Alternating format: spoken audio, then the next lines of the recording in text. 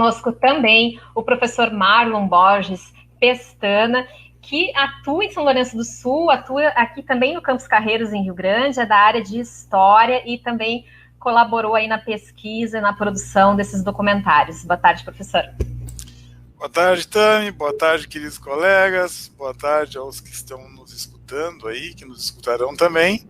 Um ótimo FM Café para todos. Sim mesmo. Nós vamos conversar com o professor Marlon também, porque ele no seu trabalho em História, teve grandes contribuições nessa questão da pesquisa para os documentários que estão em pauta aqui no programa. Então, um dos papéis do historiador é relembrar a sociedade daquilo que ela quer esquecer. O Pedro sabe muito bem disso. E São Lourenço do Sul, nós tivemos orientação de vários trabalhos acadêmicos, TCCs, nesse sentido. É uma historiadora feminista, Michelle Perrot, que fala justamente nesse oceano de silêncio. E é isso que há em São Lourenço do Sul, um oceano de silêncio nesse período de 60, 70 e 80, principalmente a partir de 68.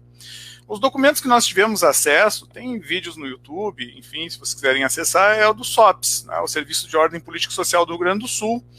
E nós encontramos em São Lourenço do Sul, muito pertinente no documentário que está representado pelo Pedro, o papel dos grêmios estudantis e da União Lourenciana de Estudantes, onde as meninas e as mulheres já, no ensino médio, enfim, o ginasial, elas eram taxadas como mulheres subversivas e perseguidas. Essas mulheres eram perseguidas, inclusive, no interior de São Lourenço do Sul.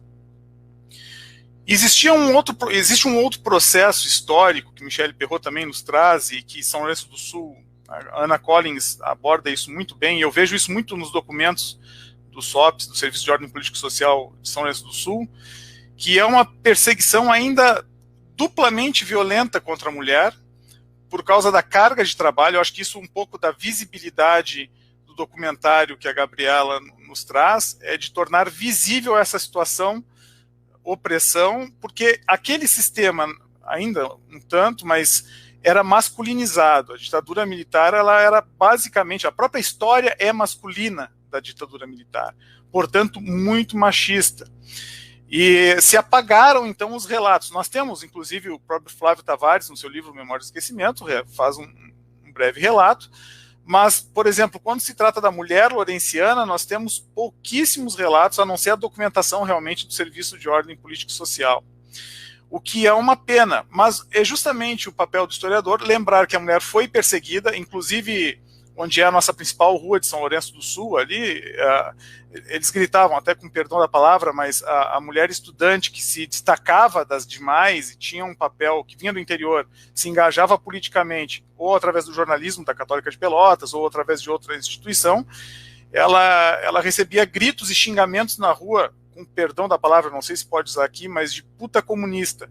Então eles gritavam toda hora isso, e ela retornava para o interior envergonhada, e muitas vezes era obrigada pela família, pelos pais, pelos avós, a um serviço duplamente escravista mesmo, de trabalho braçal.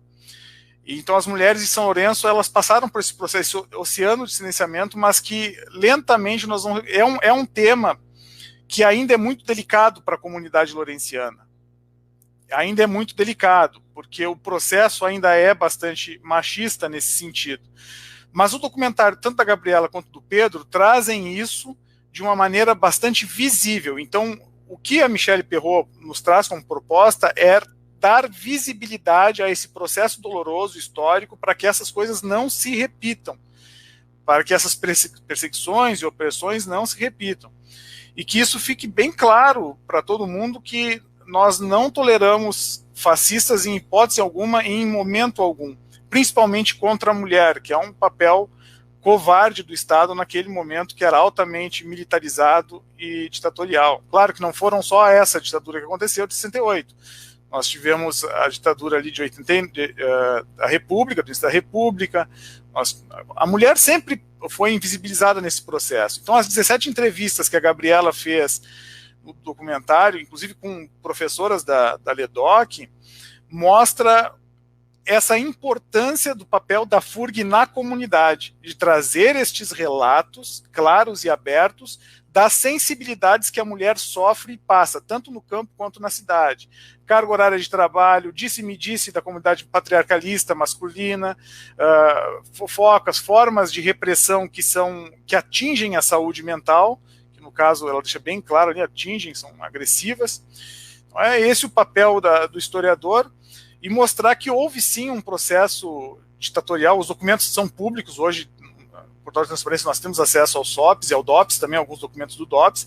Dá para ver muito claramente o tanto que a mulher foi perseguida em São Lourenço do Sul, inclusive algumas trancafiadas nas suas casas no interior de São Lourenço do Sul, algumas comunidades.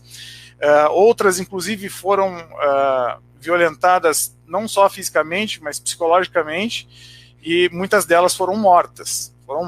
E foram mortas em porões, levadas para a capital, Porto Alegre, onde era lá a jurisdição da Brigada Militar, e lá foram mortas.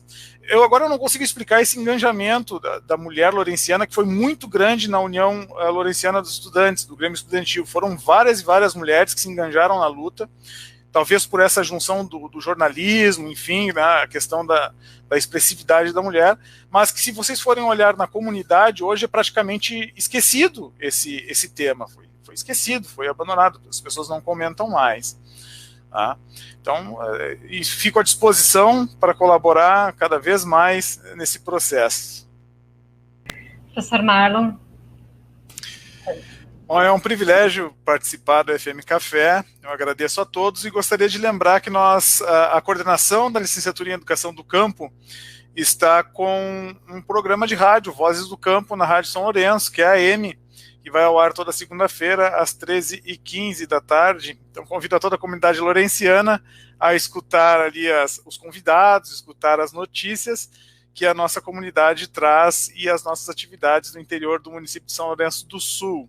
Muito obrigado aos colegas, também muito obrigado. José, Pedro Henrique, um prazer. Professor Eduardo, obrigado. Graziela, um grande abraço. Muito obrigado.